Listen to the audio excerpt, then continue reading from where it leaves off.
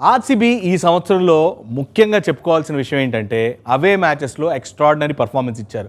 Home గేమ్స్తో పోలిస్తే అవే మ్యాచెస్లో ఆ consistency అనేది మనం చూస్తూ వచ్చాం. దానికి ముఖ్యమైన కారణం ఏంటంటే విరాట్ కోహ్లీ తన గేమ్ని ఎలాగ ప్లాన్ చేసుకున్నాడు, ఎలాగ తన ఇన్నింగ్స్ని ప్లేస్ చేసుకున్నాడు కూడా మనం స్పెషల్గా మాట్లాడుకోవాలి. ఎందుకంటే ఫాస్ట్గా ఆడాల్సిన మ్యాచ్లో మంచి అగ్రెసివ్ రన్ రేట్తో, స్ట్రైక్ రేట్తో బ్యాటింగ్ చేశాడు.